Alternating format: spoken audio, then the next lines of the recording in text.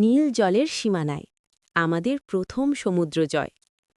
দিনাজপুর থেকে চট্টগ্রামগামী বিশেষ ট্যুরিস্ট বাসটি যখন ছাড়ল, তখন ঘড়িতে রাত 10টা।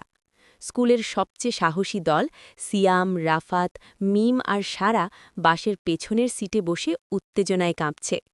তাদের স্কুল থেকে এবার বার্ষিক শিক্ষা সফরে যাওয়া হচ্ছে পৃথিবীর দীর্ঘতম সমুদ্র সৈকত কক্সবাজার এবং স্বপ্নের দ্বীপ সেন্ট মার্টিনে। ১. বাস জার্নির সেই রাত। বাসের ভেতর গান, আড্ডা আর চিপস খাওয়ার ধুম লেগেছে।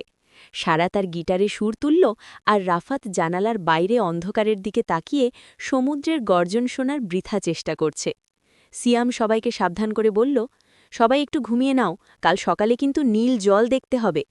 কিন্তু কারোরই চোখে ঘুম নেই, সবার মনে শুধু সমুদ্রের ঢেউ। ২. প্রথমবার সমুদ্র দর্শন। সকাল ৮টা। বাস যখন কক্সবাজার পৌঁছল, তখন বাতাসের নোনা গন্ধ পাওয়া যাচ্ছে। হোটেল থেকে ফ্রেশ হয়েই সবাই ছুটল লাবণী পয়েন্টের দিকে। সিয়াম আর রাফাত বালুচরে দৌড়াদৌড়ি শুরু করল, আর মিম তার ক্যামেরা দিয়ে দিগন্তজোড়া নীল জলরাশির ছবি তুলতে ব্যস্ত। মিম হঠাৎ চিৎকার করে বলল, দেখ সারা, সমুদ্র আর আকাশ যেন এক হয়ে মিশে গেছে।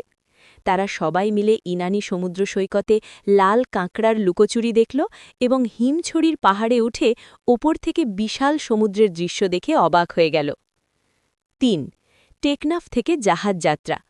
পরদিন ভোরে তাদের যাত্রা শুরু হল টেকনাফের উদ্দেশ্যে। সেখান থেকে এমভি বে ক্রুজ জাহাজে করে সেন্ট মার্টিনে।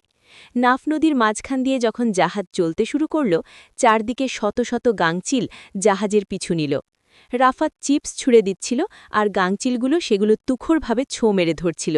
মিম সেই দৃশ্য ভিডিও করল। দূরে দেখা যাচ্ছিল মায়ানমারের পাহাড়গুলো, যা দেখে সবাই মুগ্ধ। ৪. নীল স্বর্গে একদিন। জাহাজ যখন সেন্ট মার্টিন জেটিতে ভিড়ল, সবার চোখ ছানা বড়া।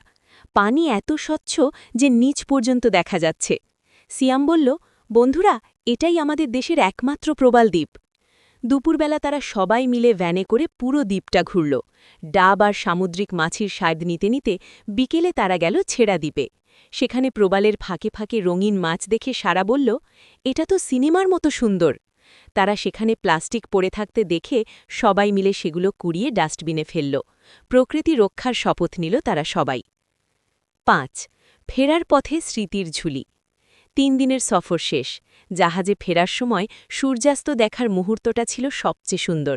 লাল সূর্যটা যখন সমুদ্রের পানিতে ডুবে যাচ্ছে, সিয়াম মৃদু গলায় বলল, এই সফর আমাদের শিখিয়ে দিল পৃথিবীটা কত বড় আর সুন্দর। সারা বলল, এই স্মৃতিগুলো আমাদের বন্ধুত্বের বন্ধন সারা জীবনের জন্য অটুট রাখবে।